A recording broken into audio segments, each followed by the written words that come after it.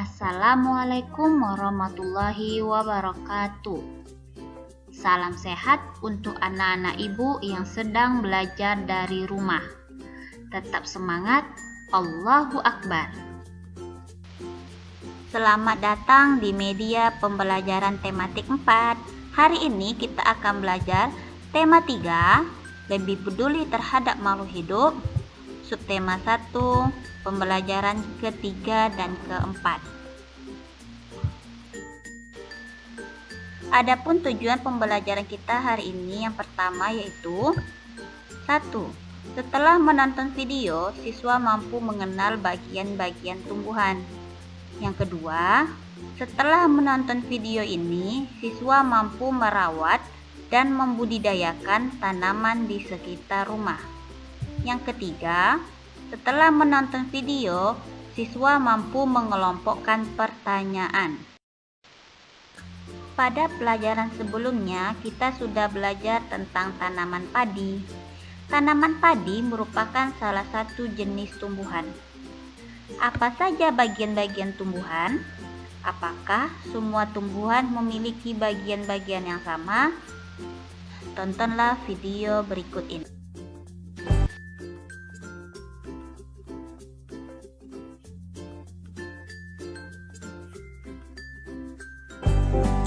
Yaps, hari ini kita akan belajar tentang bagian tubuh tumbuhan dan fungsinya.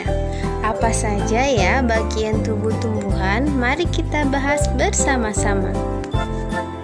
Mari perhatikan bagian tubuh tumbuhan berikut ini. Bagian tubuh tumbuhan terdiri atas akar, batang, buah, daun, bunga, dan biji. Berikut fungsi bagian tubuh tumbuhan. 1. Akar.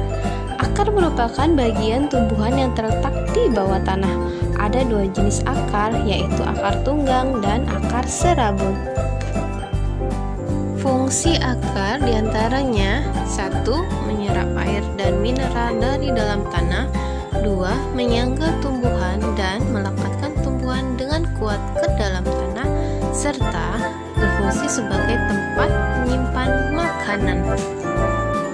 Berikutnya batang. Batang memiliki fungsi 1. Sebagai pengangkut air dan mineral dari dalam tanah menuju daun dan bagian tumbuhan lainnya. 2. Menyangga tumbuhan agar tetap tegak. 3. Tempat tumbuhnya daun, cabang, bunga, dan buah, serta fungsi yang terakhir adalah sebagai tempat menyimpan cadangan makanan bagi tebu dan sagu. Bagian tumbuhan selanjutnya adalah daun. Daun biasanya berwarna hijau. Bagian-bagian daun terdiri atas tangkai daun dan tulang daun.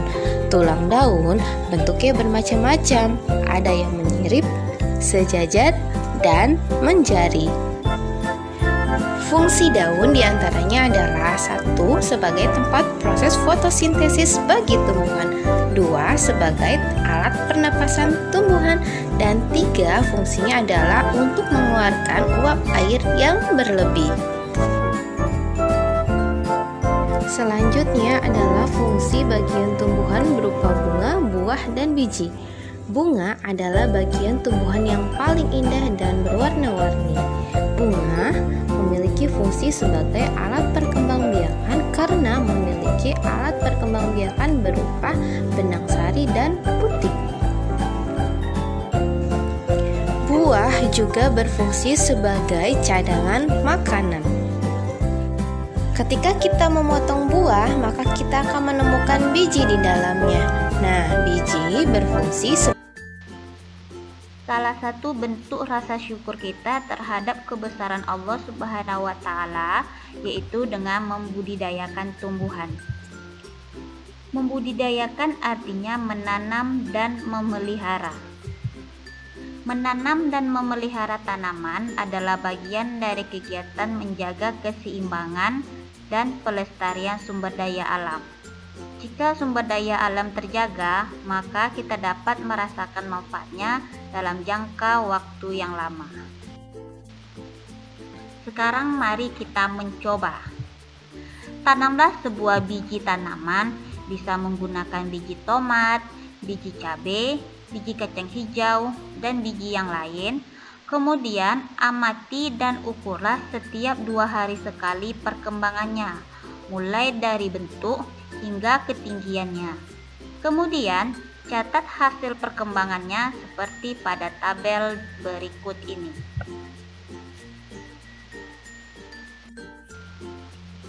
Kalian telah mempelajari bagian-bagian tanaman yang tampak mata. Selain itu, ada bagian penting yang sangat berguna bagi tumbuhan maupun bagi makhluk hidup lainnya yang tidak tampak. Bagian itu adalah klorofil. Klorofil atau pigmen hijau tidak hanya berfungsi sebagai zat pewarna hijau pada daun, tetapi memainkan peranan penting dalam fotosintesis. Peranan klorofil dalam fotosintesis yaitu sebagai produsen tunggal yang memproduksi makanan melalui cahaya matahari. Banyak yang dapat kita lakukan untuk tumbuhan di lingkungan kita. Selain merawat, kita juga tidak boleh menggunakannya secara berlebihan. Tanaman yang kita rawat akan tumbuh subur dan banyak manfaat. Tetapi, kalau kita gunakan secara berlebihan, kelestariannya akan terganggu. Bagaimana cara kita memperlakukan tumbuhan secara seimbang? Adapun contoh perbuatan yang dapat kita lakukan untuk merawat tanaman dalam ruangan. Yang pertama, berikan tanaman banyak cahaya. Yang kedua, siram tanaman secara teratur. Yang ketiga, beri tanaman pupuk setiap beberapa minggu sekali. Yang keempat, bersihkan debu yang menempel pada tanaman. Yang kelima, jauhkan tanaman dari sumber sirkulasi udara. Dan merawat tanaman yang berada di luar ruangan dengan cara 1.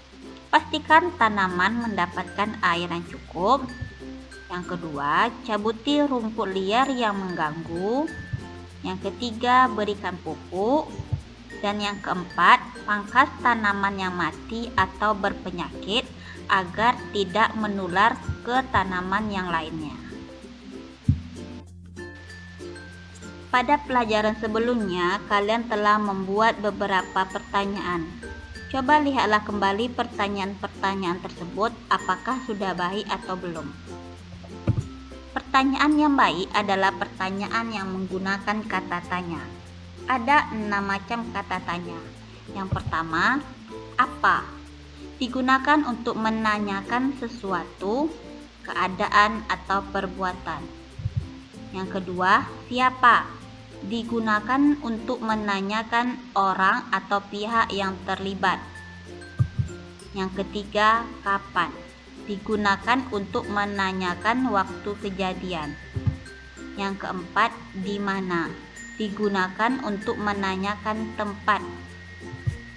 Yang kelima, mengapa? Digunakan untuk menanyakan alasan. Yang keenam, bagaimana? Digunakan untuk menanyakan proses suatu hal atau keadaan. Pertanyaan yang baik dapat dilihat dari kriteria berikut ini. Yang pertama, pertanyaan tersebut dibuat sesuai dengan topik pembicaraan. Yang kedua, bahasa yang digunakan dalam pertanyaan tersebut benar. Yang ketiga, pertanyaan tersebut tepat sasaran atau pertanyaan fokus. Yang keempat, jawaban yang dibutuhkan bukan ya atau tidak. Yang kelima, pertanyaan tersebut mampu menggali lebih banyak informasi. Yang keenam, pertanyaan tersebut diawali dengan kata tanya, apa, siapa, di mana, mengapa, kapan, dan bagaimana. Baiklah anak-anak ibu, cukup sekian pembelajaran kita hari ini. Tema 3, subtema 1, pembelajaran ketiga dan keempat. Silahkan lakukan percobaannya. Semoga bermanfaat. Kita tutup dengan